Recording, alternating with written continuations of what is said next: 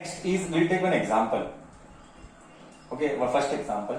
What this was asked in Karnataka CET. Karnataka CET. I don't know which year. I don't know the year else I would have written. This is a very basic question. See, they had given us like this. They had given us here there was velocity, or else there will not take velocity. We will take here displacement.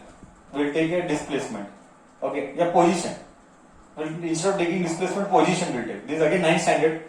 This is again 9th standard. This y-axis में displacement है, x-axis में time है, and they had given like this. This is first, this is second. You need common sense. This is theta 1, this is theta 2. They had given theta 1 as 30 degree and theta 2 they had given as 60 degree. And they had asked us find the ratio of velocities. Find the ratio of velocities for first 2 second. First and second ratio of first 2 second लिख लें. Okay. So one thing you know. As I told you now that slope of VT graph. This is again 9th standard. Slope of VT graph gives acceleration. Similarly, my 9th standard and 10th standard kids will answer. My 9th and 10th will answer. Slope of XT graph gives what? Slope of XT graph gives what? Yes, I am very excited to see. Slope of XT graph gives what? And so many answers are coming from 9th standard. And let me see who answers from 12th standard who are attending. And let me see who will answer from 10th standard who are attending. Very good. 12th standard nobody. This is the pathetic condition of our 12th kids. See. My 9th 10th very good बच्चा. Answer is सब correct है. सबका correct है. Slope of XT graph gives velocity. This is 9th standard syllabus. Very good बच्चा. So slope of XT graph. So slope मतलब क्या? Angle. दिमाग में फिक्स कर दे. Slope यानी tan theta. Okay. So इसका slope यानी like this. So gives tan theta. बहुत अच्छे. तो अब मैं बोर्ड रख कर रहा हूं. अब हमारे सवाल का क्या जवाब देते हैं? अब हम सवाल का जवाब करते हैं.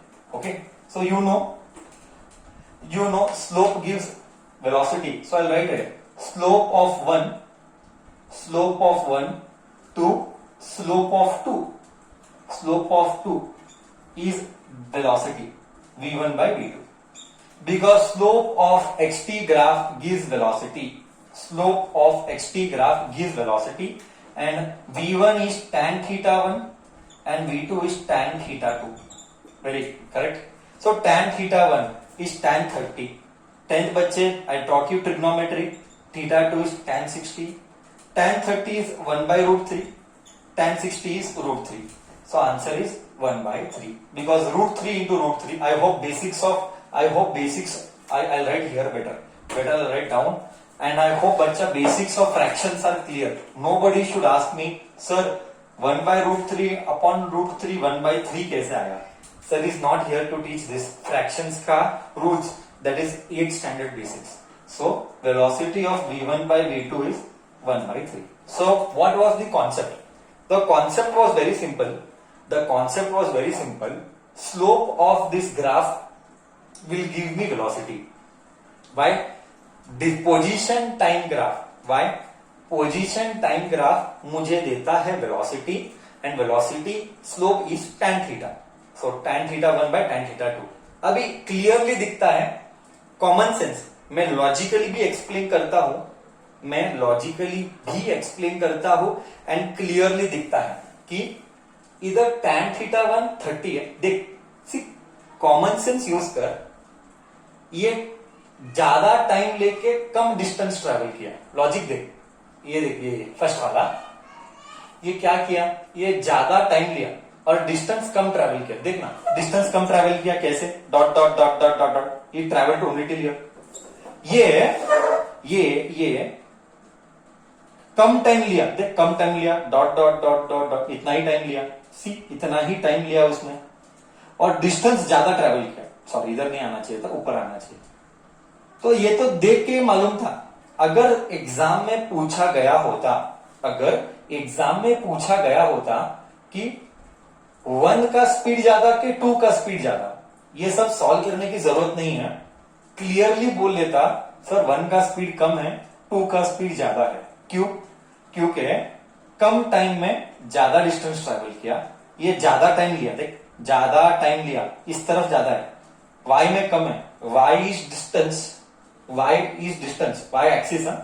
इधर तू बोलेगा साला सर इधर x लिखता है बट बोलता y है, x इज डिस्प्लेसमेंट। ओके, तो इस तरफ y एक्सिस में कम डिस्टेंस ट्रेवल किया, y एक्सिस में कम डिस्टेंस ट्रेवल किया बट टाइम ज्यादा लिया। तो ये समझने की बात थी, सॉल्व करने की जरूरत नहीं थी, ये समझने की बात है, कॉमन सेंस है, कॉमन सेंस है कि इस जर्नी में डिस्टेंस कम ट्रेवल किया, टाइम ज्यादा लिया, और इस जर्नी में, इन दिस जर्नी टाइम कम लिया बट डिस्टेंस ज्यादा लिया, तो इसका वेलोसिटी ज्यादा ही था।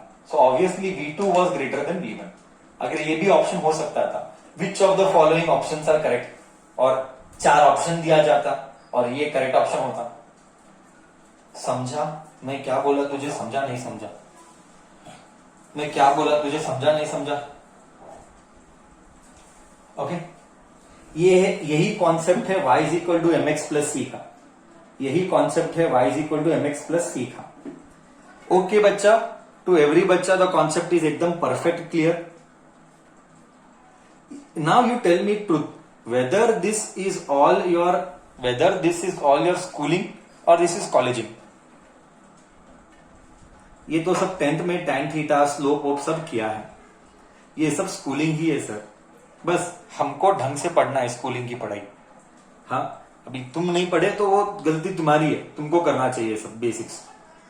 ठीक है, क्या मैं आगे बढ़ू? अब मैं ये एक बेसिक मुझे चाहिए था, नहीं तो मैं फिजिक्स के प्रॉब्लम्स नहीं करा पाऊंगा।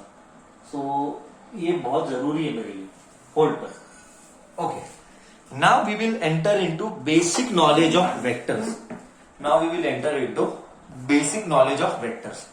सो you have done in your 9th standard what is vector. Okay, you have done in your 9th standard what is vector.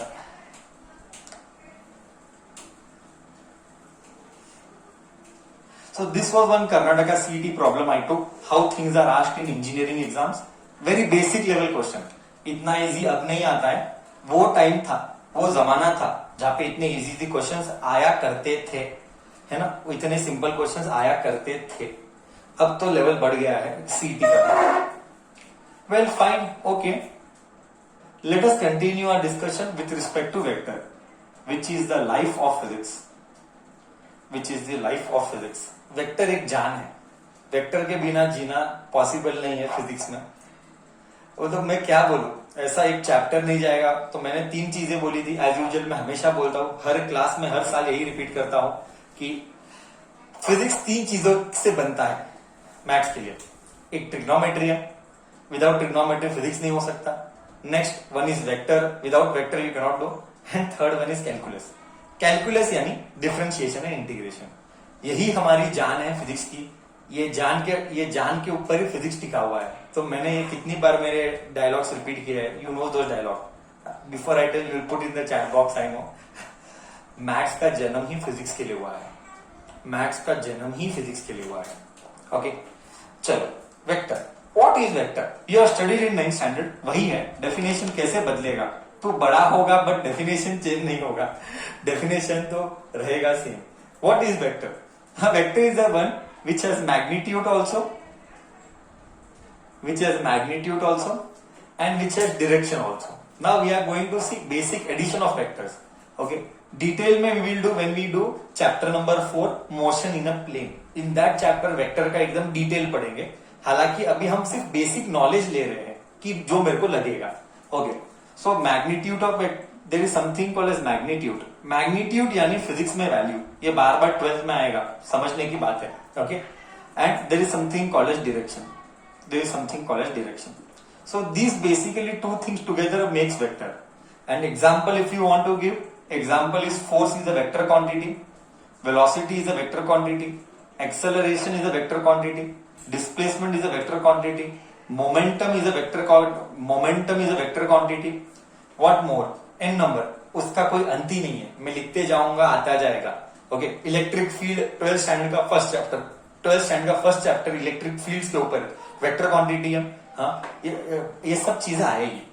Okay, तो बेसिकली वेक्टर क्या है अगर तू जानने की कोशिश करेगा, वेक्टर, हाँ, ये फिजिकल क्वांटिटी को दर्शाता है यानी डिपिक्ट करता है कि तेरे पास क्या क्या है। आई रिपीट, वेक्टर एक क्वांटिटी को एक्सप्लेन करता है, डिस्क्राइब करता है। एक्सप्लेन बोलने से अच्छा है डिस्क्राइब करता है। भाई तू कौन है? मैं एक वेक्टर हूं। वेक्टर यानी क्या? वेक्टर यानी मेरे पास वैल्यू भी है, मेरे पास दिशा भी है। दिशा यानी डायरेक्शन। ओके, सो मेरे पास वैल्यू भी है यानी मैग्नीट्यूड, एंड मेरे पास डायरेक्शन भी है। एग्जाम्पल, सर एक उदाहरण दो, हम कैसे समझेंगे? How will we understand? Give me one example. So force का एग्जाम्पल देते। सी, फोर्स एक वेक्टर क्वांटिटी है। कैसे है? तो तू बोलेगा कैसे? तो मैं लूंगा एक ऑब्जेक्ट, ध्यान से सुनना, ये लाइफ चल रहा है, पूरा 11th 12th इसके ऊपर ही टिका हुआ है बच्चा। आई रिपीट, पूरा 11th 12th इसी के ऊपर टिका हुआ है। हाँ, इसमें ध्यान भटकाना यानी very danger, it is not permitted at all. Okay, so I am taking a force, I will take one force, ऐसा धक्का लगाया, ये मास m है। ओके, ये मास m है और ऐसा मैंने धक्का लगाया। अब धक्का लगाया तो तू पूछेगा सर कितने का धक्का है? तो लेट मी से, ये जो धक्का लगाया 10 न्यूटन का है। ओके, मतलब आई कवर्ड मैग्नीट्यूड यानी वैल्यू। तो मैंने पूछा, ए बाबा धक्का लगा, ठीक है लगाया, तो मैं पूछूंगा, आई विल आस्क, ए कितना धक्का लगाया? तो तू बोलेगा सर 10 न्यूटन का धक्का लगाया, पुश, तो वैल्यू आ गया। अब मैं पूछूंगा, ए कौन सी दिशा में लगाया? तो तू बोलेगा सर एक्स एक्सिस में लगाया। ओके, तो ये क्या था? ये वैल्यू था। वैल्यू यानी मैग्नीट्यूड था। वैल्यू यानी ब्रैकेट में मैं डालता हूं मैग्नीट्यूड था। करेक्ट है बच्चा? And direction, x axis direction था। तो कोई भी वेक्टर को दो बातें पूछना जरूरी है। कोई भी वेक्टर हो तो उसमें दो बातें पूछना जरूरी है। ए तेरा वैल्यू क्या है? तो मैंने बोला वैल्यू 10 न्यूटन है। ए तेरा डायरेक्शन क्या है? तो मैंने बोला मेरा डायरेक्शन एक्स एक्सिस है। तो ये एक वेक्टर है। तो वेक्टर को हमेशा दो क्वांटिटी पूछना पड़ेगा, वैल्यू एंड डायरेक्शन। ये है एक वेक्टर क्वांटिटी। अब आगे क्या? सर इसका फायदा क्या? ये क्यों करता है? आखिर चाहता क्या है? What do you want from us? Why are you making me solve all this? What is the intention? वो अब बताएंगे सेकेंड सेशन में। ठीक है, बोल इधर तक कॉन्सेप्ट क्लियर है क्या? बोल इधर तक कॉन्सेप्ट क्लियर है सबको? तो फिर हम बोलेंगे कि ये सब करना क्यों है। देन वी विल डिस्कस ये सब करना क्यों है, आखिर इसका फायदा क्या है। ठीक है बच्चा, डन? ओके।